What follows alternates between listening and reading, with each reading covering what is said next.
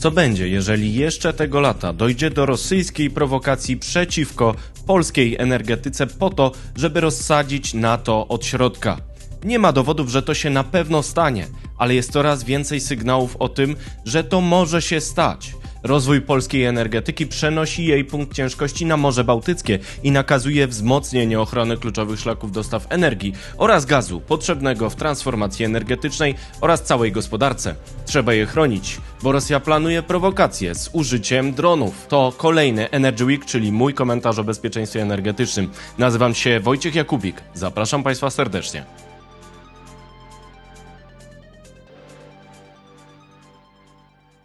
Służby państw zachodnich, a coraz częściej także dziennikarze, jak Zbigniew Parafianowicz, którego pozdrawiam z tego miejsca, ostrzegają, że Rosjanie mogą niebawem dokonać prowokacji z użyciem dronów przejętych od Ukrainy. W przededniu tych prowokacji rosyjskich, które są planowane pod obcą flagą, czy pod flagą ukraińską przeciwko wschodniej flance NATO, może on rzeczywiście oczyszcza pole, żeby było jak najmniej argumentów do tego, żeby Polacy uwierzyli, że to był atak ukraiński, bo to już wiemy, to wczoraj ogłosił minister obrony, że Rosjanie zbierają po prostu kompletne drony ukraińskie po to, aby uderzyć im we wschodnią flankę NATO. Oczywiście wojna z NATO teraz to ostatnia rzecz, której Rosja potrzebuje. Mając machinę wojenną utopioną po uszy, na Ukrainie nie może sobie pozwolić na jednoczesny konflikt z NATO, twierdzi zaś na Platformie X pan Michał Fischer, były wojskowy. Obecnie jest to bardzo aktywny publicysta, którego materiały na tyle mi się podobają, że serdecznie je Państwu polecam i cytuję dalej. Przyjdzie czas, kiedy Rosja ruszy na państwa bałtyckie, ale do tego czasu Ukraina musi już chodzić na pasku Rosji. Dlatego prowokacja musi zostać przeprowadzona sprytnie, delikatnie i tak, by nie wywołać na razie wojny z NATO. Zdaniem autora analizy, cytuję, najlepszy do tego byłby atak dronowy. Twierdzi on dalej, że musi pójść w dwóch kierunkach ten atak. Musi wywołać emocje, które wystrzelą w kosmos, zaś programy specjalne w telewizjach mają trwać nieprzerwanie tydzień. Ludzi trzeba nakręcić, bo emocje odpinają mózg od myślenia. Dlatego tym razem drony nie mogą spaść w polu, bez wybuchów, jak we wrześniu 2025 roku. Tym razem muszą coś spektakularnie spalić, ostrzega Fischer, a ja razem z nim, bo chyba wiem, co Rosjanie mogliby spalić, ale więcej zaraz. Zacznę od tego, że materiał nie mógłby powstać bez patrona Energy Weeka, czyli polskich sieci elektroenergetycznych, które mają do zaprezentowania Państwu energetyczny kompas. To aplikacja od PSE, która pozwala w czasie rzeczywistym sprawdzać swoistą prognozę pogody w sektorze energetycznym. Kiedy najbardziej się opłaca oszczędzać energię, a kiedy używać jej pod korek. Jest coraz więcej prosumentów, jest coraz więcej takich ludzi, którzy mogą skorzystać ekonomicznie właśnie na takiej prognozie pogody, więc zachęcam do wypróbowania energetycznego kompasu. Każdy może tam sobie sprawdzić, jak to działa, a polskim sieciom elektroenergetycznym bardzo dziękuję za wsparcie. Dzięki niemu ten program się rozwija i przechodzimy dalej z materiałem. Ale jeszcze jedno, dziękuję też patronom z Patronite, przede wszystkim Janowi Buszowi, Michałowi Czai i Lechowi Zabłockiemu. To wsparcie także jest bardzo ważne, można w ten sposób mnie także wspierać, link jest na dole i zaczynamy już materiał właściwy. Zajmuję się energetyką już kilkanaście lat, więc być może mam skrzywienie w tym kierunku, być może, ale wydaje mi się, że nie będzie przesadą, jeżeli stwierdzę, że infrastruktura krytyczna w energetyce może być cennym celem działań rosyjskich. Jeżeli zaś jest przygotowywana jakaś prowokacja z użyciem dronów, no to może się okazać, że zostanie skierowana właśnie przeciwko energetyce, właśnie przeciwko sektorowi paliw, czyli przeciwko naszym źródłom niezależności od Rosjan, na czele z naszym polskim oknem na surowce spoza Rosji dla całego regionu. Drony wysłane przez Rosjan do Polski w zeszłym roku nie były uzbrojone. A co będzie, jeżeli teraz będzie inaczej?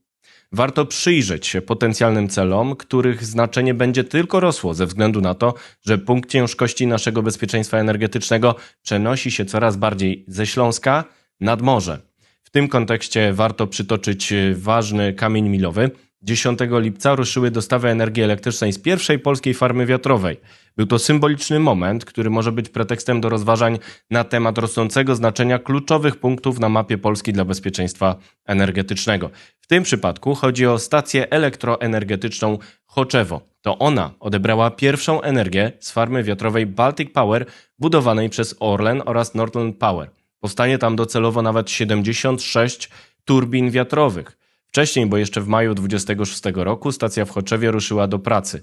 To jest jednak początek budowy wielkiego mostu energetycznego z morza do centrum kraju. Ruszy budowa 4 linii wysokich napięć 400 kV z Choczewa do Żarnowca, pozwalająca rozprowadzić tę energię po Polsce. Docelowo Choczewo zbierze ponad 6 gigawatów mocy z morskich farm wiatrowych na Morzu Bałtyckim. Farma Baltic Power ma być gotowa w 2027 roku i osiągnąć moc 1,2 gigawata. Budowa jednej stacji, która wyprowadzi moc, to optymalizacja kosztów, procedur, terenów i tym podobnych, wskazują polskie sieci elektroenergetyczne w komentarzu specjalnie dla podcastu Energy Drink. Nie można jednak powiedzieć, że wyprowadzenie mocy idzie jednym szlakiem, bo z Choczewa biegną 4 linie napięć prowadzące w różne miejsca systemu, do Żarnowca, do linii Żarnowiec-Słupsk i w okolice Trójmiasta. Ostatnia linia połączy zaś stację Choczewo z planowaną dopiero stacją SE Biebrowo, która będzie wyprowadzać moc z elektrowni jądrowej, dodają polskie sieci elektroenergetyczne i to jest ważne. Budowa ma ruszyć w 2028 roku równolegle z planowanymi pracami budowlanymi przy elektrowni jądrowej. A oprócz tego moc z atomu wyprowadzą przez Biebrowo 2 inne linie biegnące aż w okolice Grudziądza i Pątnowa. Energia wejdzie więc do systemu w różnych i odległych miejscach, a zatem ten most energetyczny z Pomorza jest dosyć szeroki, to jest ważne. Polskie sieci elektroenergetyczne dodają jednak, że w przyszłości moc z nowych, kolejnych farm wiatrowych zostanie wyprowadzona przez kolejną nową stację elektroenergetyczną Krzemienica w okolicach Słupska. Będzie to w odległości ponad 60 km od elektrowni jądrowej. A zatem dobrze, że nie wszystkie elementy wyprowadzenia energii z nowego centrum energetycznego na północy Polski znajdą się na jednym szlaku. Natomiast każdy z nich należy chronić, aby nie było zagrożone nawet 6 gigawatów mocy z offshore i kolejne 3,75 gigawata z atomu. Tyle mają mieć mocy 3 reaktory na Pomorzu. Natomiast te razem prawie 10 gigawatów to około 40% szczytowego zapotrzebowania na moc w naszym kraju, które sięga około 25 gigawatów. Nieprzypadkowo PSE inwestują w bezpieczeństwo infrastruktury krytycznej, dodatkowe środki ochrony przed cyberatakami czy dronami, a także w śmigłowce patrolowe. To nie jedyne mosty energetyczne do ochrony, więc przejdziemy do następnych. Warto przypomnieć, że służby Litwy ostrzegają przed działaniami Rosji w tak zwanym przesmyku suwalskim. O nim był inny materiał Energy Drink, do którego daję teraz link, ale warto przypomnieć, że tam też znajduje się most energetyczny i to taki, który łączy kraje bałtyckie z resztą kontynentalnego systemu elektroenergetycznego.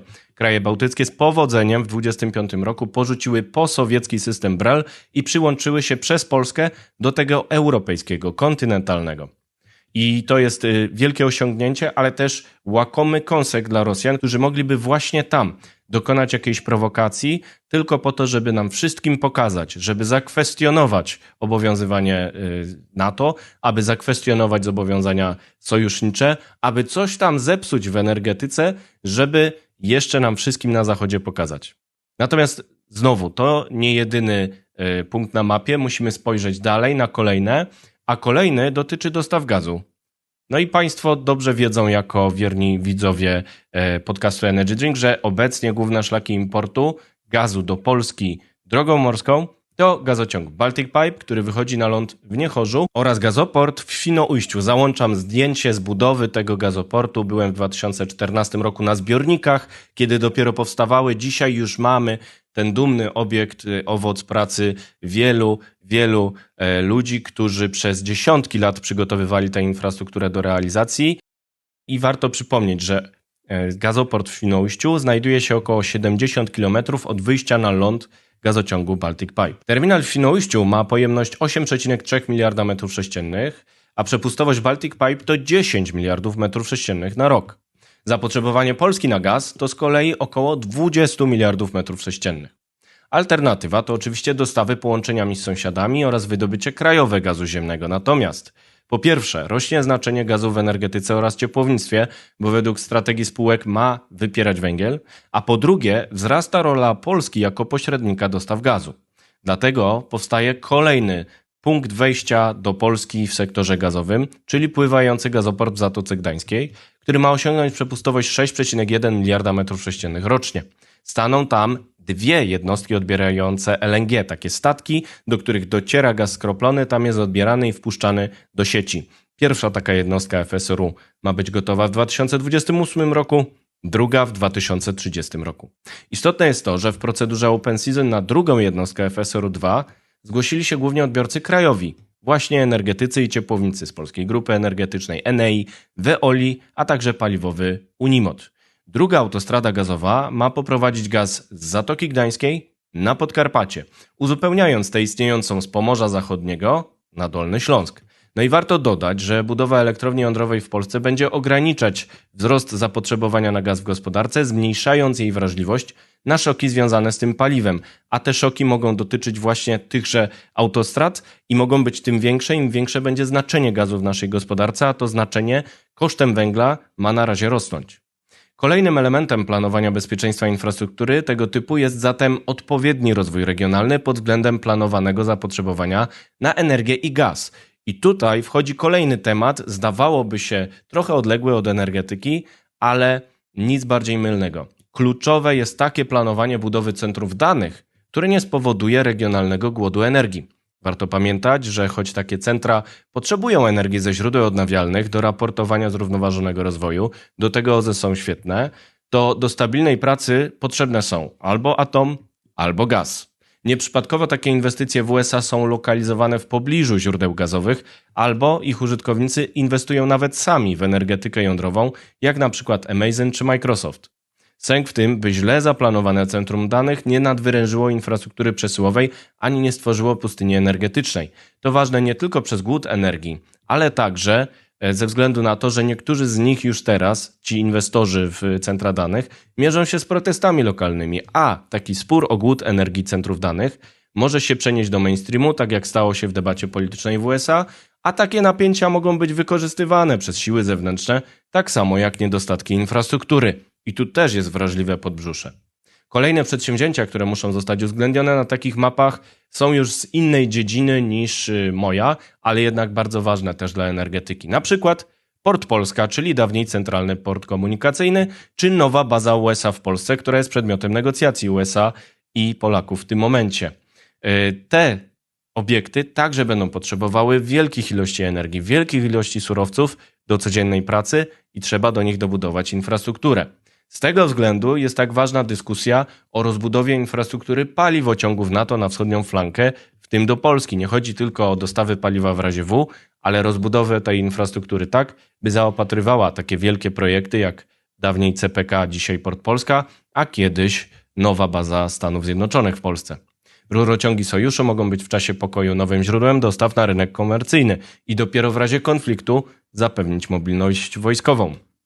W tym kontekście kluczowe są rozstrzygnięcia dotyczące rozbudowy naftoportu w Gdańsku zaopatrującego już rafinerię w Polsce, ale także w Niemczech, a również oprócz tego pośredniczącego w dostawach paliw na Ukrainę, pozbawioną rafinerii w toku inwazji. A zatem jest to także ważne z punktu widzenia tego, co stanie się na froncie, a to jest kluczowe dla Polski. Z tego punktu widzenia rozbudowa rurociągu pomorskiego znowu na Pomorzu albo inne optymalne rozwiązanie, które rozprowadzi ropę i paliwa z naftoportu przez Pomorze, zwiększy bezpieczeństwo dostaw na tej arterii. Wszystkie te szlaki są z pewnością pod obserwacją i mogą być celem wrogich działań poniżej progu wojny, a liczne incydenty, liczne potwierdzone przez prokuraturę przypadki takiej obserwacji infrastruktury krytycznej tylko pokazują, że sprawa jest poważna. I podsumowując niejako ten wywód, chcę powiedzieć, że nie chodzi o to, żeby straszyć. Chodzi o to, żeby odstraszać. Jeżeli jakiś scenariusz jest możliwy, to należy go brać pod uwagę w planowaniu. Dobrze, że opinia publiczna dostaje tak szybko sygnał o tym, jak może wyglądać rosyjska prowokacja. Dobrze, że liczne pióra, liczne klawiatury piszą o tym każdego dnia, bo działanie wyprzedzające może rozbroić takie działanie Rosjan. Natomiast musimy też przygotowywać się na zdarzenia, które spowodują, że bezpieczeństwo energetyczne zostanie zagrożone. I jak zawsze obowiązuje hasło energetyku pilnuj Bałtyku, ale także kluczowych punktów na mapie kraju.